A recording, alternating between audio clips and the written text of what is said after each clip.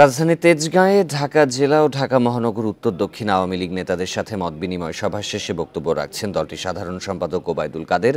সরাসরি যাব সেখানে। এখন জন্ম সনদ দিয়ে খোলো বিকাশ স্টুডেন্ট অ্যাকাউন্ট। নিজের বিকাশ নিজে কর।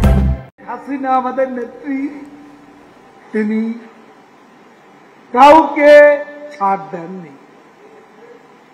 আবরার হত্যা, বুয়েটে বিশ্বজিৎ হত্যা জড়িত কারা? ছাত্রলীগ। এইসব ঘটনাকে নির্বিচারে ইম্পিউনিটি কালচার শেখ হাসিনা গড়ে তোলেন। অপরাধ করলে দলের লোককে শাস্তি দেওয়ার সৎ সাহস বঙ্গবন্ধু কন্যা শেখ হাসিনা আছে। বিএনপি মহাসচিব ফখরুল সাহেব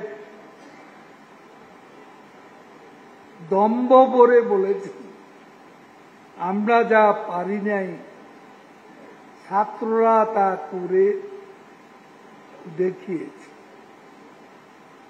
এতে বোঝা যায় কোটার দাবিতে তারা নেই। তারা নির্বাচিত সরকারকে হটাতে চায়।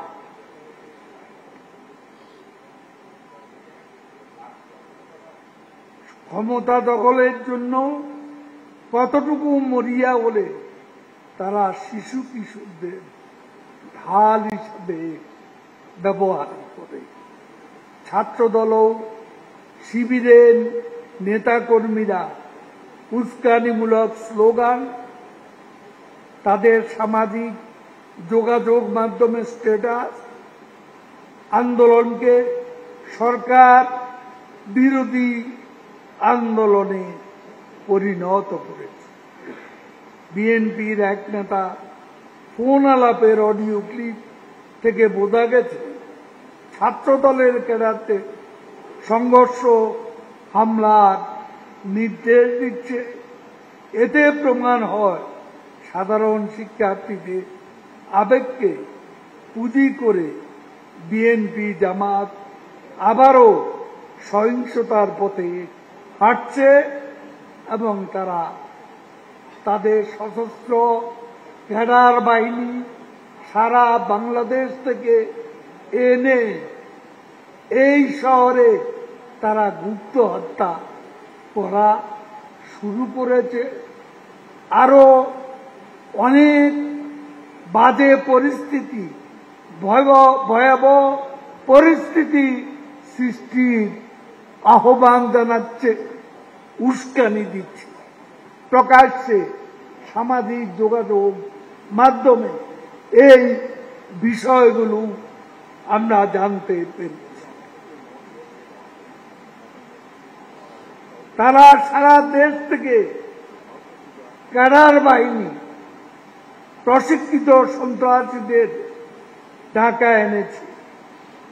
নাশকতা, নৈরাজ্যজনক পরিস্থিতি সৃষ্টি করতে চায়।